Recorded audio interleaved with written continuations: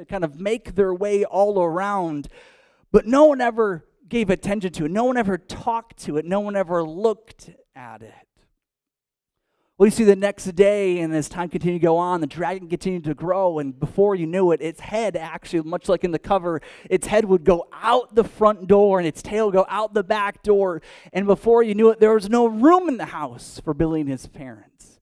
Now they could barely breathe. They were squished up against the walls, and they're just like, what do we do? And it's just like, oh, how do we figure this out? And before you know it, too, again, this giant animal creature sees a food truck go driving down in front of their street. And so the dragon, without any notice at all, picks up its legs and runs down the street with the house on its back and Billy and his family inside. Imagine that ride. Kids would be like, yeah, let's do that.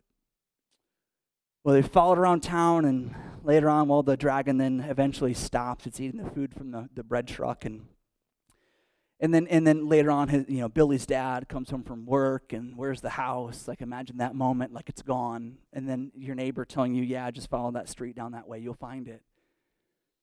Well, as Billy's dad came up and asked, what happened? How did this happen?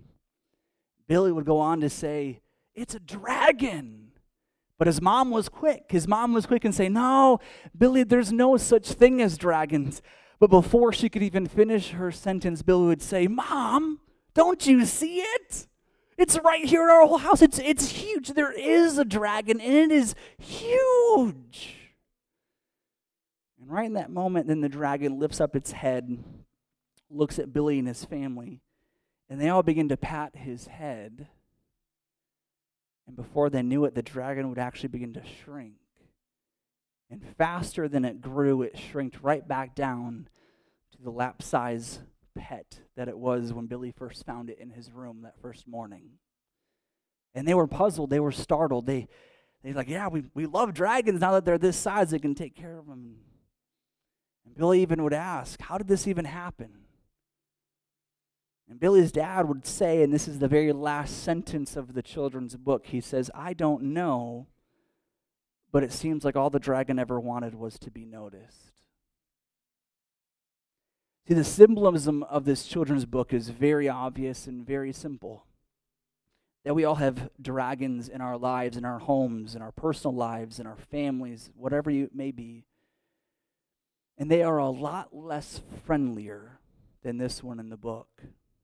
But you see, like the one in the book, if ignored, if not ever given attention to, if not brought out in the light, then they will grow. And before you know it, they will go from something so small and manageable and easily fixable to something that consumes and ruins an entire home and goes running off with your life. See, friends, we had started this conversation last Sunday in this series.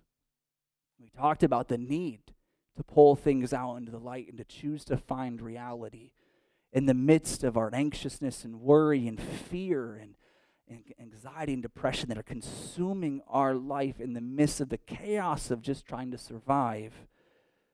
We have a tendency to be like Billy's parents and just kind of say, oh, it's fine, oh, it's nothing. We just kind of can ignore it.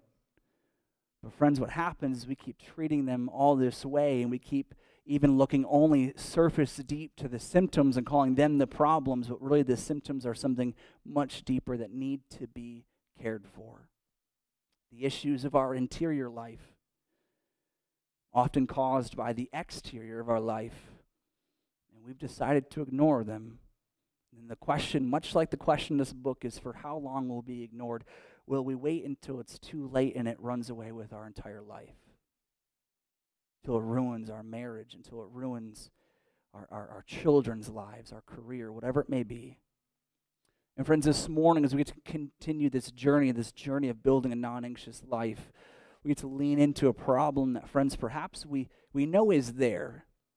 Actually something that we know to be very true about our humanity, but we easily ignore and brush it off. And as a result, it has brought great distress into our life. You see, in the Old Testament, there's this man named Solomon, this gentleman who succeeds his father one day, his father who's King David, and Solomon becomes king of over all the people of God, over all of Israel. And you see, he has this moment where he's presented from the Lord an opportunity to ask for whatever he wants, and he asks for wisdom.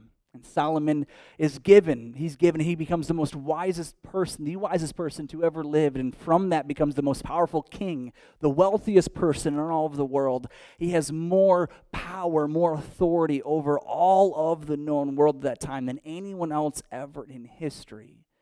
And he has more wealth than anyone ever in history, even compared to today's standards. He had more women and more people in his life than anyone could imagine. But you see, God kind of works and gets a hold of him, and things begin to happen. Even though he is wise, he still has times where he falls. You see, later on in life, after a lot of those dominoes had fallen, God uses this man to help write part of Psalms. He helps write other books like Proverbs and Songs of Solomon. But God especially uses him to write a book called Ecclesiastes, and it's this beautiful, wonderful book that's only 12 chapters long in the Old Testament. But it's a book written by the wisest man in the world, who all the time is asking, what is the meaning of life?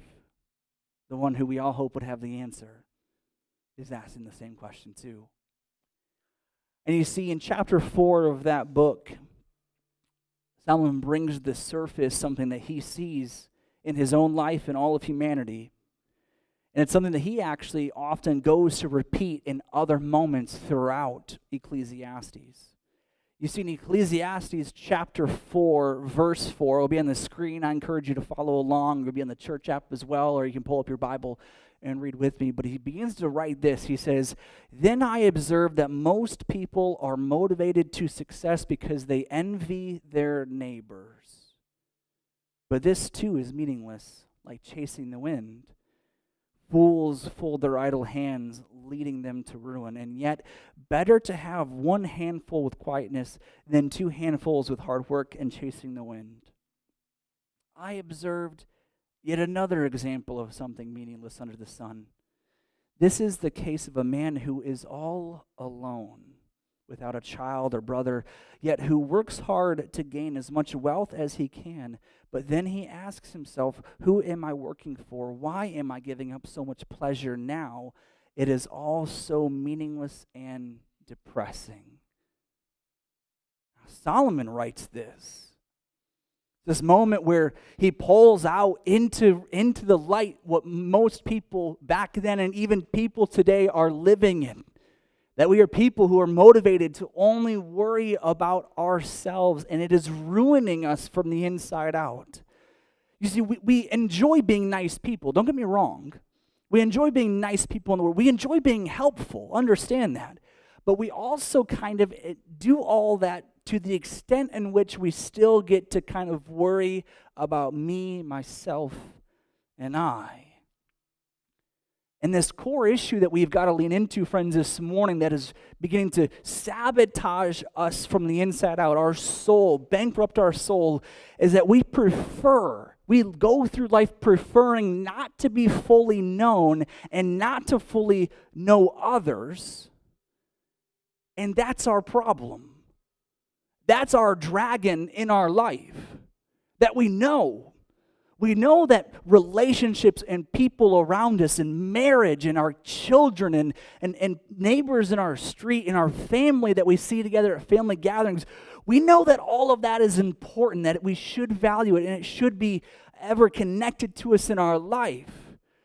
But you see, the reality is that we love to have all of that there, but with a distance in between us and it. And you see, this is true. We know it's true. 82% of people say that the majority of their time is spent with people who don't really know them all that well.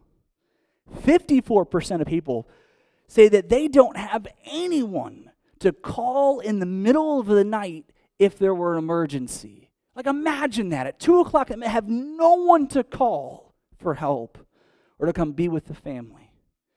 47%, nearly half of all couples say that their relationship is struggling with sexual intimacy.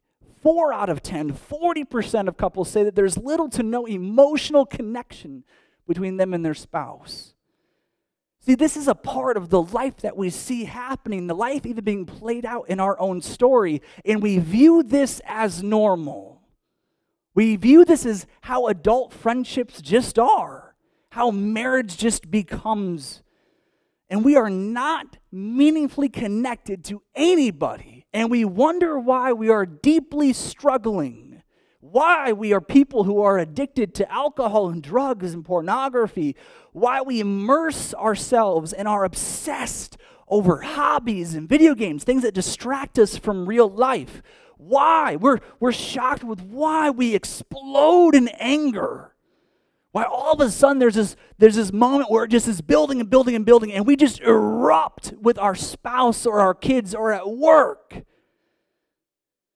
We can be married and have kids and have a good job and a good income, all these things, and have made it in our American dream life, but yet feel so greatly depressed and alone. We are repeatedly subjecting ourselves to bad relationships, even though the red flags are there for people we should stay away from. We let them into our life because we'd rather have people in our life who hurt us than nobody in our life.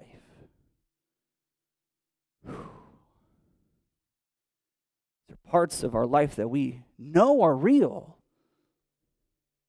but if we kind of ignore them, maybe the dragon won't kind of stay to itself.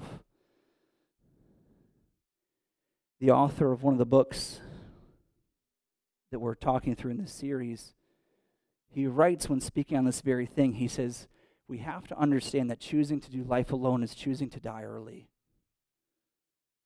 Choosing to do life alone is choosing to have an anxious life. To let nobody in.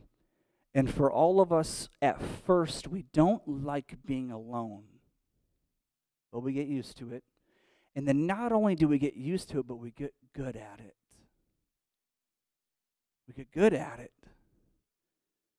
And we build our lives, and people are around us. Maybe we're married, we have kids, we have neighbors, we have people that we see at church. There are people around us. We enjoy them there. We would say that we enjoy them there in our life. But underneath, on some level, there's this element of who we are that we don't really need them in our life. And even at times, we can best do it on our own. We prefer not to be fully known and not to fully know others. And it is eating us alive. And friends, understand that we have got to work through this part of our humanity that is so very broken. We know that we need each other. We know that we need meaningful connection in our life. But we just brush it off and ignore it and push through life, pretending like we can get along and get through it without it. But we can't. We hold our tongue with our spouse, hoping that one day maybe things will be different. And then decades go by and they're not. We don't bring up anything to our children or to our family or to our friends in our life, and we hope that maybe one day it'll get better, but it doesn't. So we protect the dragon until it takes up and runs away with everything. Friends, a few years ago, or not a few years ago, much more recent than that, there's a season of my life where I heard a statement said that has continued to be one of the most impactful statements in my life that I am frequently reminded of. It's a statement that I heard another pastor share once, that you can either be impressive or you can be known, and you can't do both. And we live in a culture that aims to be impressive all the time, and that is our guard that keeps us from being known. I don't know about you, but I grew up in an environment where I had to be impressive. I had to prove myself. I had to be impressive to mom and dad by achieving a lot to earn the words, "I'm proud of you." I had to be impressive to teachers around me, and I would reach levels of academic success only to aim higher and continue to aim higher. So I continue to hear those words of, "Wow, way to go. How impressive are you?" I was an athlete, and I aimed to impress my coach and my other teammates, and aimed to be the fastest runner on our team or the greatest basketball player on our team. And for seasons I was, and it wasn't at all filling in my life. I aimed to impress friends and people around me by being funny and cool, hoping that they would like me and kind of see a side of me that would make them think highly of me. It was also very emptying, and this background, this backdrop of my life has one that has truly impacted me in ways that I have not even realized over the life that I have lived. The way that I view relationships and people, and how it's impacted my fatherhood with my children and my marriage with my wife. But you see, understand, to be impressive means that no one can really know me. Because if they did, they would see that I'm not as strong as I like to make myself look, and I'm not as smart as I like to try to sound. And you see, there's this part of me that for the last 14 years of following Jesus that he has been working on. That way he'd really know me and I'd really know him, and how that would change how I'm really making myself known with people around me. And in the last few years of my life, God has been chiseling, and at times it's like a sledgehammer swinging away at some rocks in me that have got to change. I've found that being known is a lot better than being impressive. You see, understand that I am not alone. This is normal in our culture. It's normal in our life that we would aim to be impressive, that we would protect our appearance, that we'd try to ignore things. That way, at least in some element, we'd have respect. We'd have an element of reverence from others. But we have missed entirely about what it is like to be known, and especially even to know others. And friends, what I want us to lean into this morning and understand together is that choosing to have meaningful connections with people around us is our path towards building a non-anxious life. Recognizing that we were made for connection. We were made for relationship. Recognizing that we were made this way to be connected with people in some capacity, in some form. And we have to understand that's also the structure of our life. And for too long, we've been pushing it aside, and we are wondering why things are falling apart. You see, Solomon continues to write. He goes on to say in chapter 9, here in Ecclesiastes 4, he goes on to write this. He says, 2 people are better off than one, for they can help each other succeed. If one person fails, the other can reach out and help. But if someone who falls alone is in real trouble, likewise, 2 people lying close together can keep each other warm. But how can one be warm alone? A person standing alone can be attacked and defeated. But 2 stand back to back and conquer. 3 are even better, for a triple braided cord is not easily broken. Friends, understand that we've been made to lean on, to need people in our life. And that doesn't mean we're needy. It means that we're people. It means that we're human beings. But we've been made to need people. We have to understand the very first word in that phrase is choosing. Choosing to have meaningful connection with people around us is our path towards building a non-anxious life. Understand we have to choose because it does not come by nature. I love when we take our kids out to the park or to the beach or wherever, and we'll see them off playing with their kids and having fun, and then we'll be getting in the van to head home, and they'll just tell me about their brand new friend that they made. Like, Dad, my best friend, like, it was so cool. We were on the swings together, and we slid, we were on the slide, and we pretended to be pirates, and that's my best friend. I hope to see him again. I'm like, wow. I am like overjoyed at the simpleness of remember when we were kids and how easy it was to connect well with other people. That changes over time as we become people who move from offense to defense. So instead of engaging, we actually say, whoa, there, slow down. Friends, we have to choose this and be intentional with it. We have to begin to be people who have it matter to us. It has to matter again to us that we have people in our life who know us and that we know them.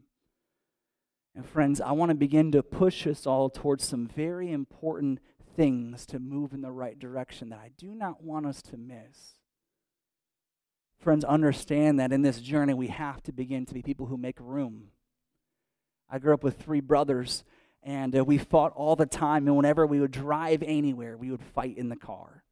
And if, depending on which vehicle we took, perhaps all 3 of us might have to share a bench seat.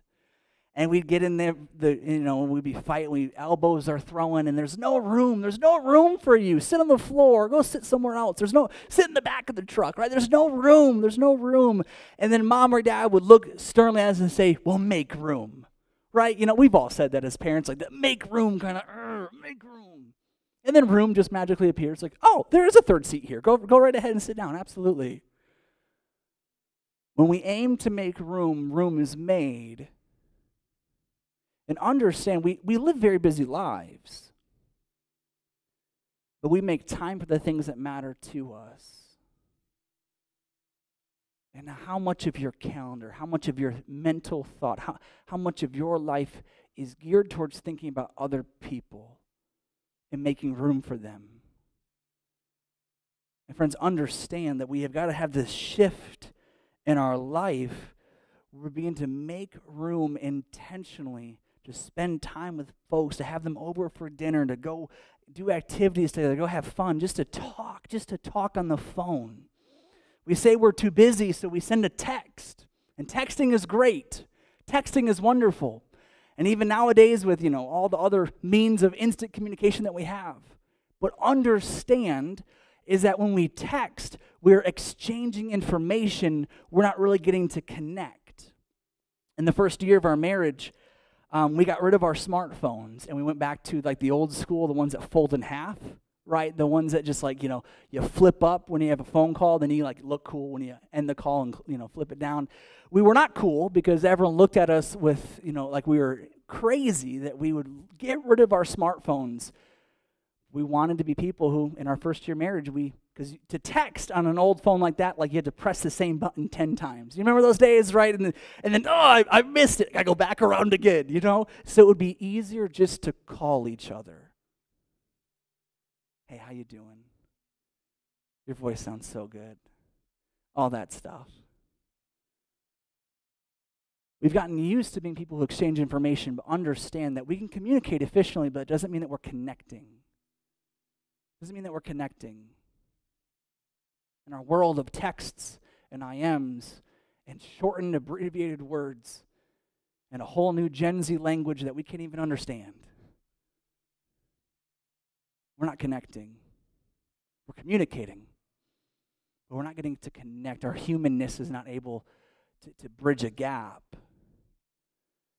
So understand we've got to make room to say, maybe technology is getting in the way of us actually getting to be together and have a conversation.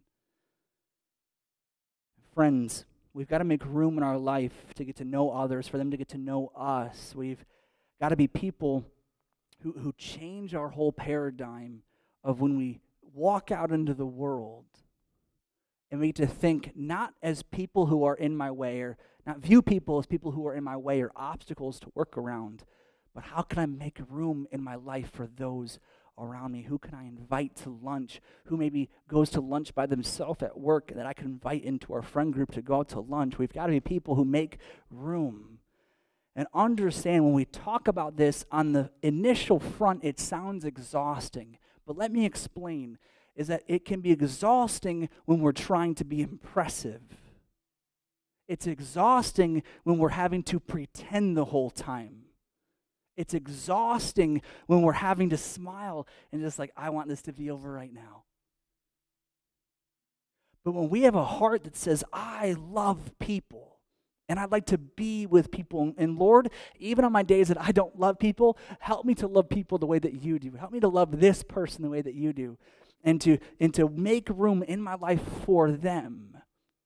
How can I make room in my life? Because when we start to be people who just seek to know others, not exhausting. And now let me speak then to us introverts in the room. And notice I said us introverts, because naturally I am an introvert. But I love being with people. But at the end of being around people, I'm exhausted. And frankly, when I look at you extroverts, you're terrifying. I'm scared of you. I don't understand you. I mean, I know the Lord brought both of us into the world, but I don't get how it's wonderful. But I'm like, I kind of need to take a break right now and go sleep real quick. But listen, even to us introverts in the room, understand is that our introvert, nature, it's not that we don't like people. It shouldn't be that we don't like people. It just means that being around people doesn't fill us the same way it fills other people. So it's not wrong. It's not selfish to recognize that, man, I love being around people, but afterwards I may, need a Cliff Bar or take a nap. Friends, understand that doesn't mean we get to use this excuse that says, I'm kind of introverted. I like to stay to my books and stay away from people. Rather look at my screen than look at you. We need to make room, because when good things happen in your life, understand, when good things happen in your life, who do you actually get to call and celebrate with? When you get the promotion at work, when you get the bonus, when you're pregnant, when whatever the good news is, who do you actually get to celebrate with? Who do you think is actually going to celebrate with you? Sometimes our list is very low. We need to make room for people and bring people into our life. And friends, a part of these nudges and these pushes in the right direction is that we've also got to be people who begin to value presence over perspective. It's a very important reality about our humanness and getting to build relationships with people around us. We all know this. We all know that we live in a culture that loves to draw lines and loves to see how people are different than us and how we vote and how we view parenting and how much money we make, what kind of vehicles we drive, the clothes we wear, my goodness, the type of phone that we have, iPhone or Android, and all these things. There's all these lines that exist in the world. And we love to be people who, in the process of getting to know others, we can say, yeah, we're different there. Yeah, we're not alike there. Oh, I thought we could be best friends, but you said this, or I learned that you have an Android, like that's not going to happen, right? Or no, you drive this kind of car, or you don't wear cowboy boots, whatever it is. You don't have a beard. We draw these lines, and it's to keep people at a distance. And we aim to be people who try to elevate perspective over everything, to see who we're like, and we even, in that process, that funneling down process, love to see how different and unique we are in the world and how nobody is like us. And we have some ways that we can celebrate that, but we often use it in the negative. We use it to justify why we don't get along with others. We're competitive. Much like what Solomon said at the very beginning, is that we are people who envy each other. We want what the other has. We try to be better than one another. We one up each other. And we have got to make this shift on having shared presence with each other way over shared perspective. That means when we're with our family members, we maybe don't talk about the things that divide us. And if somebody else brings it up, we do not engage back. Maybe it means that we are the first to lay down our swords. And we show that we're not interested in disagreeing over perspective. We'd rather be present in the room with each other. Understand that we have got to be people who aim to engage one another and get to know each other and ask questions to get to know each other. Even if we have a hint or an inkling that we might hear things that we don't like, and that's okay. Understand is that when we ask questions to get to know other people, we should be memorizing what they say, not looking to challenge it or compete.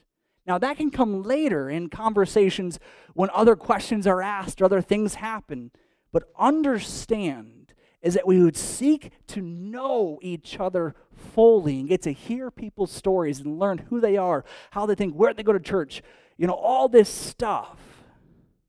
first. We should aim to memorize each other's kids' names and their birthdays. And if you're like me and you're terrible at it, then there's note sheets on your phone. And when I walk into the bank here in town, I'll pull up my phone and like, okay, that's that person's name? Oh yeah, she told me about her child that one time, who was sick. And so, so even for those of us who have a terrible memory, we have cheat sheets all around us to write down what people tell us. And friends, understand we have got to be very focused on being present with people. Make that a top priority. And this will make you very different in the world. People will notice this instantly. It's not how people live. It's not what people do. It's not normal. And I don't know about you, but I kind of smile over not being normal in most ways. But friends, we have got to put presence over perspective. And lastly, I want to highlight that we should very much put the needs of others before our own. This is why Jesus was just repeating what was said often in the Old Testament, that the two greatest commands are to love God with all of who we are and to love our neighbors as ourselves. And understand these are not done separately, they are done cohesively together. We can love God with all of who we are, but if we do not love others as ourselves, we are actually not loving God fully. And understand we could be good people. We could be good people who are kind in the world, but it doesn't mean that we are also loving God either. The two are very interconnected. And friends, understand that we have got to be people. Got to be people who are quick to offer help and be inconvenienced. Be people who set aside what we're focused on in the moment to go help somebody change their, engine oil, or we go help a friend cut the grass, or we go help this, or we go do this. We have got to be people who set aside the needs of our own, even our needs to be known, and even our needs to be right, even our needs to hear ourselves talk the most in a conversation. We've got to set them aside. Friends, the author of the book that we've been going through, he writes this statement in this chapter when he talks about choosing connection. And he says this statement, it's one that I very much love. It's a statement that people are your emergency fund for life. When life comes crashing down, it doesn't matter how much money you have, or even pets you have, or people, the people around you, even the distractness you have of people, all these things. It doesn't matter how all these things have. It is people who are close that you are connected to in your life that are your emergency fund, who may not be able to help you financially through crises, but can help you emotionally, spiritually through life's hardest storms. Friends, people are your emergency fund for life, and it matters that we choose connection with each other so that we have a life that is not consumed with fear, because we can sit down with brothers or sisters, we can sit down with people and just share what is happening inside of us and be encouraged. That is how God wired us to be. And so, friends, I encourage you wherever you are in life, be people who seek out others. I encourage you, aim to connect meaningfully to those around you. It doesn't mean you go super deep, super fast. The other day I was substituting for a school bus, and normally kids are like, hey, what's your name? Hey, all this stuff. But this one boy asked me, what am I afraid of and what am I running from in life? And I'm like, wow, those are really deep for a 7-year-old to ask me. Like, oh my goodness. Like, I don't even know your name.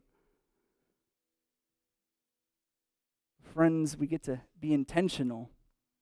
And when the moment's right, maybe we get to have those kind of conversations where we get to see that one another are struggling, and we get to ask, what are you afraid of? What are you running from? And we just get to be community for each other. It's not about being impressive. It's about being known. Being known is way better than being impressive. And the beautiful thing about that is when you're with other people who view the same thing, then they'll love you for just being you. Not because you tried to prove that you were great or be impressive in some way. They'll love you, for the high points and the low points. And there's nothing better than that. Friends, I encourage you, as we're right around the corner from summer, I want to highlight again our focus this summer about being together. We've been talking about this for a little over a month now, where actually we have multiple groups that people have tried to start or are, voicing out to start this summer. There are book groups and disc golf groups and Chick-fil-A groups and all these different groups. And I encourage you, open the church app and look to see what's been shared. Because it matters that we do life together. It matters that we get to share each other's stories and get to listen to one another. It matters that we get to build these bridges. It's why God put us here in the first place. Church is not just something we go, show up, and look at, and then we go away. It's the community that God designed us to be a part of, and we are brought together by His blood. Not by how we vote, not by how we dress, not by our socioeconomic anything. None of that stuff. It is by Christ alone that we are brought together as one. The beautiful nature of being a new church is that a lot of us still get to know each other. And so I encourage you, open the church app. Look at who's posted ideas for groups and go and talk to them this morning. Go say, hey, I heard that you were doing this. I'd love to be a part of it. Or, hey, I have questions. And I encourage you, if you're leading one of these groups or you want to have one of these groups, facilitate one of them, then talk to others. Talk to other people who might be interested. Let's be engagers. Let's be intentional. Let's choose each other so we can be fully known and so we can fully know one another. Can we stand together and pray, and then we'll sing our last song.